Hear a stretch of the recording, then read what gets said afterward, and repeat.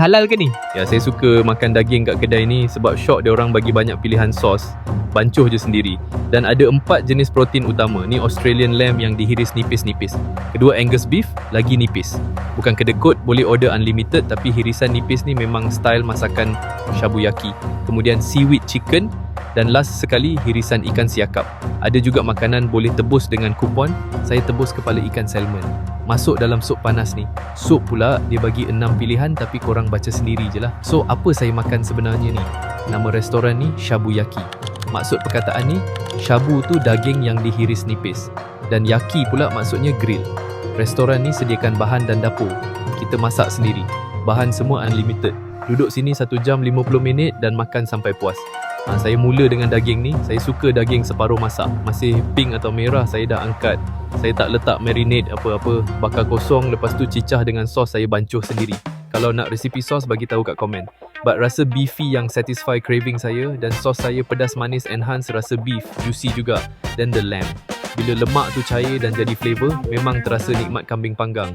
Dan hirisan nipis ni buat tekstur dia lebih lembut, juicy dan tak chewy. Ikan pula saya buat 80% masak. So isi ikan rasa kenyal, tak hancur dan manis. Sos saya ni buat ikan hilang hanyir dan rasa balance. Dan ayam. Okey, yang ni jangan main-main. Kena masak 100%. Saya tunggu ngam-ngam dia masak terus angkat. Tak nak overcook. Rasa acidic, manis dan pedas cili padi kat sos saya buat ayam ni rasa menyerlah. Dan lembut juga. Tak lihat walau saya rasa ni adalah bahagian breast. Dan ada unlimited macam sayur, berbola dan makanan lain untuk dimakan dengan sup. Saya pilih Cairo soup dan spicy miso soup. Dua-dua ada rasa umami, masin dan berlemak. Dan bila dah masak berbola dan sayur, kemanisan semula jadi tu keluar dan masuk kat sup buat rasa seimbang. Dan bila hirup masa panas, masuk dalam perut. Ada rasa selesa dan lega. Memang puas. Sebenarnya saya ada kat Shabuyaki by Nippon Sushi. Yes, pemilik sama Nippon Sushi. Semua kedai Shabuyaki dah ada sijil halal kecuali yang saya pergi ni. Sebab apa tak ada lagi? Sebab baru buka. Undang-undang JAKIM kata kena buka 3 bulan baru boleh disahkan ada sijil halal. Tapi owner kedai ni Muslim, so saya tak takut lah. Dan kenapa baru buka?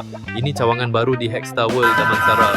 Saya suka sangat tempat baru ni. Mall dia best dan makan Shabuyaki ni memang puas hilang kan craving makan daging. Dan ini Andy Score. I'm sure on my mind.